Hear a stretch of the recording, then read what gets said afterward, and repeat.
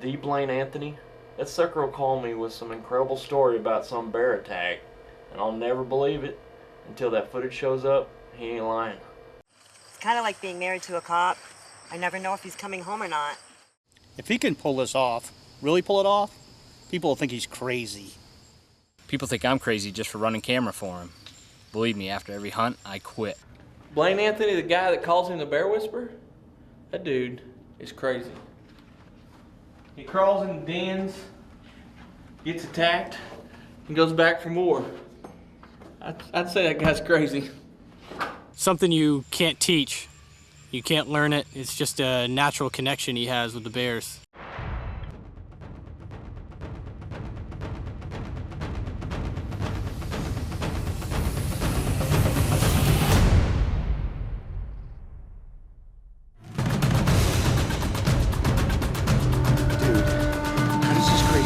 Only happen in me.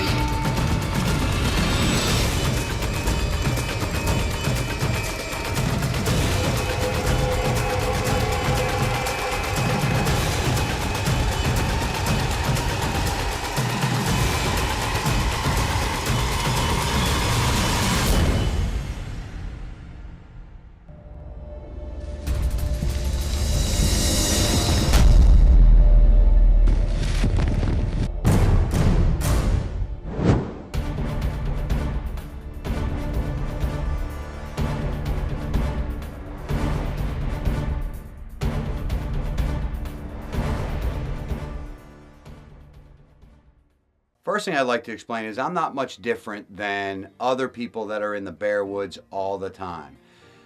The nickname came from basically from just me living bears.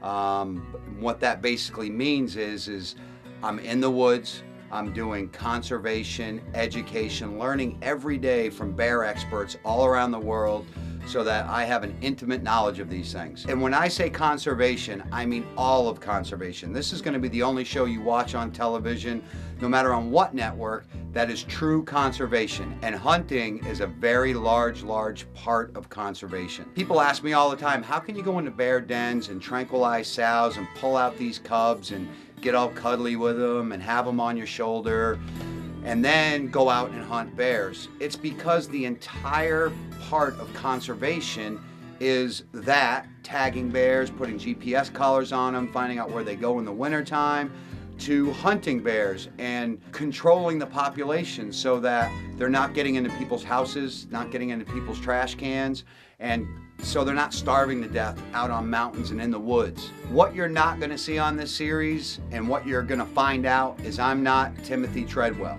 I'm not these guys that go out and sit on their back porch and feed bears. All the respect to all of those guys, and I'm sure they love what they do. And Tim Treadwell ended up dying by a bear attack, doing what he felt he loved so much. The bottom line, in my opinion, this guy was disrespecting bears. You have to respect these things. I've always said, and you're going to hear me say it throughout the entire series, you don't have to be scared of bears, but you better respect them. Disrespecting bears is thinking that you're powerful enough that you can go into the woods, you can go into the mountains, you can go to Alaska or Maine for that matter, and hang out with bears and convince them that you're part of them, that you're a bear, and hang out with them. That is not the case. That is total disrespect towards a bear. People totally underestimate what these bears can do, how they think, and just how smart they are. If you have a really smart German Shepherd, bear's smarter. Timothy Treadwell going out there and teaching bears not to be afraid of humans, that we're their friend, they never think that way, ever. No matter how close you get to them, no matter how cool you're feeding them with your hands and, oh, cute little bear. No. That is not a bear. So when you teach a bear not to be afraid of us, when you teach a bear that the food chain is somewhere between us and them, and teach them that they're at the top of the food chain, those bears become extremely dangerous. It falls right back to respecting a bear. You have to respect who they are, what they do. They're wild animals. And again, teaching them that they don't have to be afraid of us makes them twice as dangerous. And that's not just bears, that's deer, that's any wild animal. When you teach a wild animal not to be afraid of you, they're not afraid of you. But guess what? They're still a wild animal. When the line between humans and bears become blurred, even members of PETA, even the tree huggers that don't want us to do anything, they end up calling me to help them because the wild animals start invading the territory. And for some reason, that seems to be okay. Call someone and have them professionally eliminated after they hurt somebody. That doesn't make any sense whatsoever. So what you're not going to see on this series is you're not going to see me running around somebody's neighborhood going, shoo bear, run bear, boof. It's so stupid. It's so ridiculous that people show this on TV. It's insinuating to our youth, it's insinuating to people at home that don't know anything about bears or think they know something about bears, that you just need to step out on your porch when a bear's on your porch and go, shoo bear, run. Ridiculous. Unlike any other show on hunting television today, what we're going to do is we're going to take you from the spring season of bears and we're going to bring you all the way to wintertime of bears. So it's much more like a mini series. What we're not going to do is we're not going to try to crunch a bunch of videos. We're not going to try to crunch a bunch of hunting, a bunch of conservation, a bunch of dens. We're not going to try to crunch us all into one episode. Then the next week you're watching The Bear Whisperer. We just move on to something completely different. We're going to do this the way we did it. From the springtime to the winter, from start to finish, no crunching video. These shows are going to end when they end and they're going to start where they start. We're going to do it the way it really happened. You're going to see a true series rather than 13 TV shows. You're going to see one big TV show stretched over the course of an entire season, over an entire year. We're going to basically give you the hard facts, education, and conservation. And again, conservation includes controlling the bear population. What we are going to feature on The Bear Whisperer is answering those questions you always wanted to know throughout the course of the season. Questions like, why do bears attack? What exactly is a death moan? What is the bear doing? Is he hurting?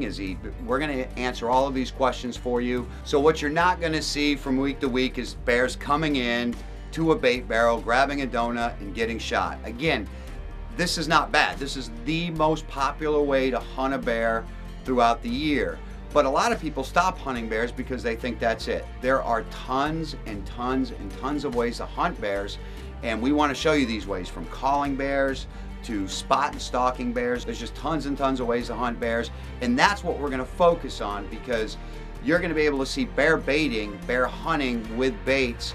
There's a million hunting shows hunting bears over bait. We're going to show you one TV show on baiting bears, and it's essentially going to be very, very quick, because what we're going to focus on that show is how to pick a bear bait. Why would a guide go into a particular area, pick a bear bait out, and put bear bait out there? That's what people need to know, not just everybody who hunts. Just about everybody who hunts knows that if you put donuts out, bears will come in and you can harvest one. And again, we have nothing against it. It's the most popular way to hunt bears. But in the Bear Whisperer series, we're going to show you alternate methods of hunting bears. And we're going to show you conservation efforts. We're going to show you removing bears out of a campground that have invaded a campground to the point where it almost had to shut it down. All that kind of stuff is what we're going to focus on the show. On the episode where we were bear baiting up in Ontario, we actually was filming a 15-year-old girl and went into a junkyard that bears have invaded. They needed bears to go away. We were going after the dominant bear in the area, sitting in the back of a semi-trailer. And let's just say that the bear decided he didn't want us there and wanted to come into the semi-trailer with us. But we're going to get into that later in the season. One of the most phenomenal bow hunts you'll ever see on any network.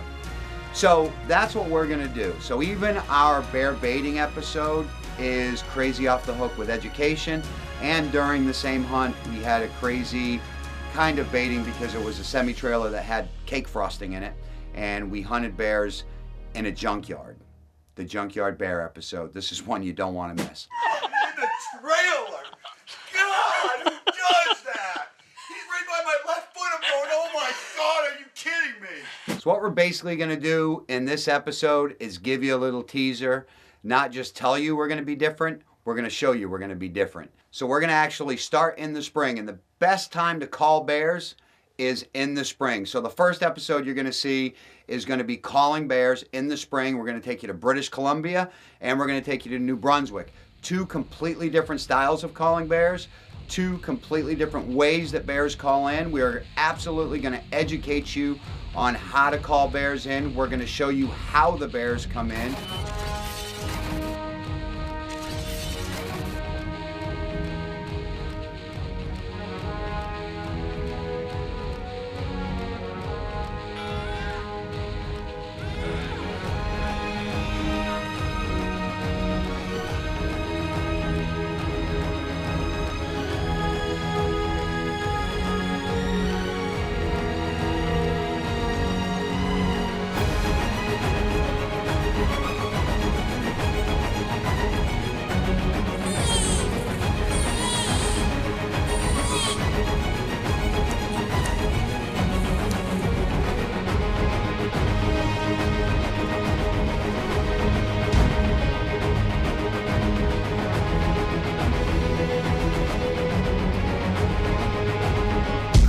And then we're going to take you to New Brunswick in the deep woods, not in the open, in the thick woods and call bears. And again, teach you how to call them, show you how to call them. Nothing like calling in coyotes or anything else. And on this episode, this is where we're going to take out a dangerous bear. And when I say dangerous, I mean dangerous to the wildlife, because he's actually running around killing moose, killing deer, killing rabbits, actually taking out habitat. And we got a phone call to come up to New Brunswick and go after this bear and see if we can take him out, because he wasn't coming into bait, because he was eating all the natural wildlife around.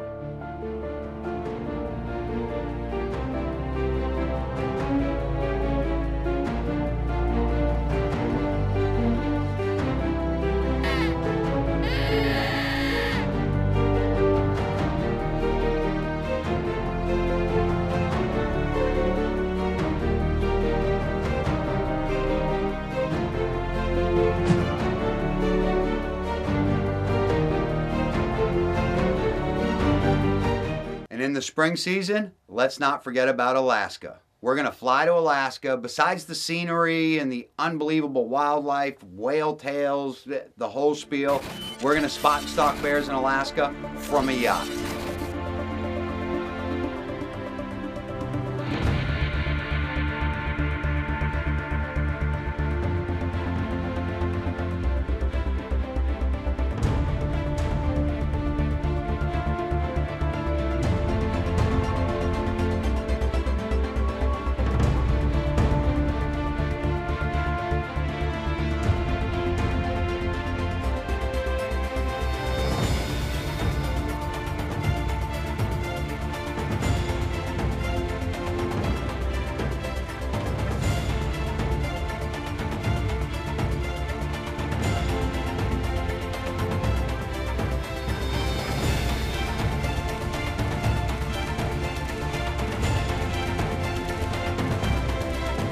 Then for our summertime bears, of course, there's not much of a hunting season anywhere. We actually get a call from a campground that bears have come in and invaded, and they asked us to come in. The whole Bear Whisperer crew, John Green, comes in, takes the bears, and we have to relocate them without hurting the bears.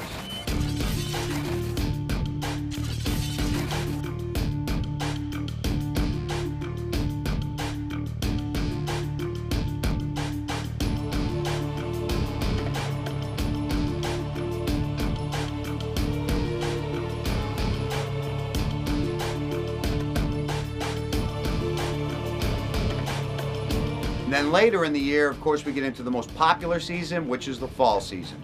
In the fall, we're going to show you, we're going to have one episode about baiting bears, give you the education, give you everything you need to know when you show up with an outfitter, kind of clue you in on whether you're with a good outfitter or a bad outfitter, and what to do when you're with the outfitter.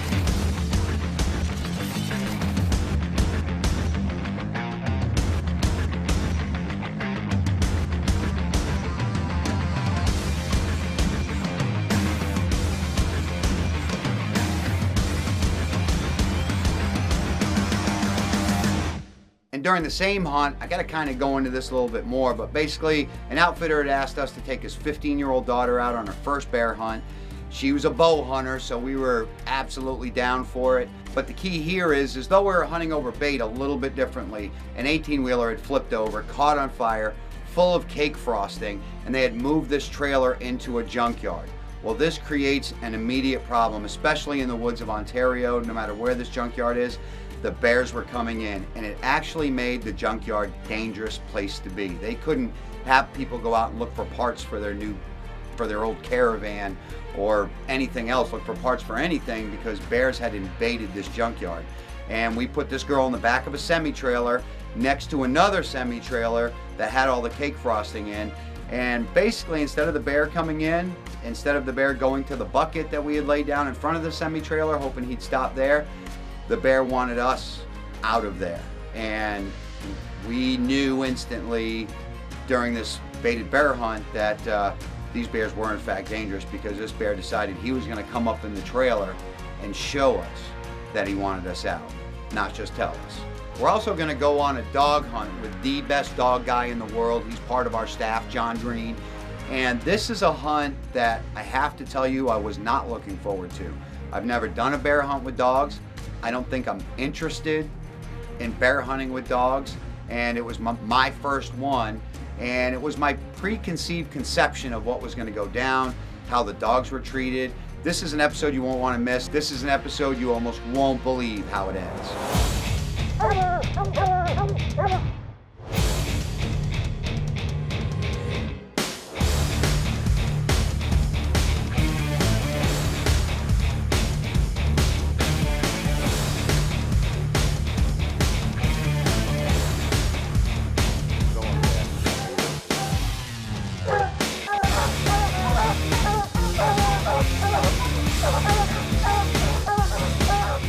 Then in the wintertime, which will conclude the bear season, we actually go with biologists into bear dens.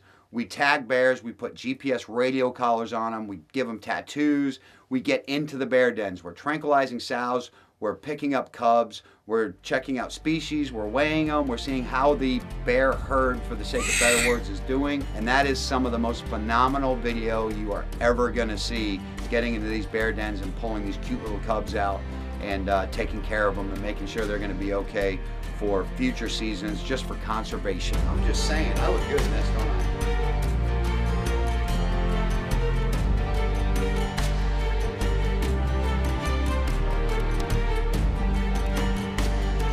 Even the bears love the beanie, see? I'm ripping it off.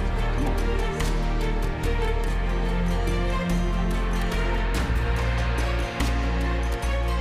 And maybe the episodes that almost everybody's going to look forward to is going to be 2 special series episodes of When Bears Attack. Sound a little cliche, but we can't think of a better name than that, When Bears Attack. And kind of go into why bears attack humans, the situations when bears do attack humans outside of the knuckleheads that go, "Come here, boo-boo, it's a bear."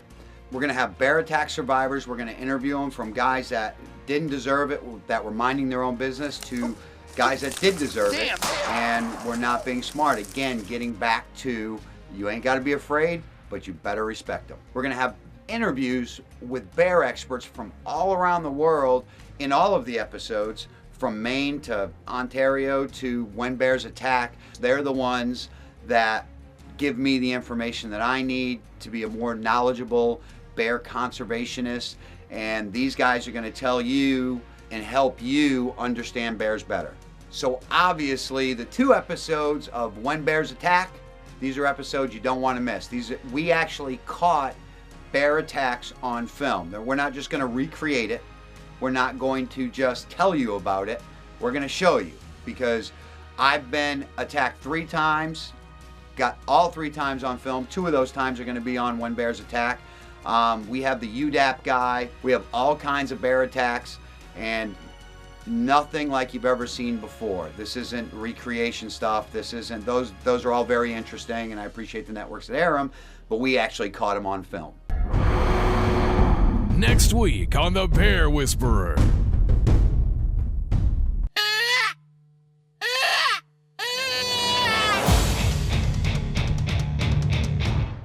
We were a little worried that maybe this bear wasn't as aggressive as they were telling us he was, but He obviously is.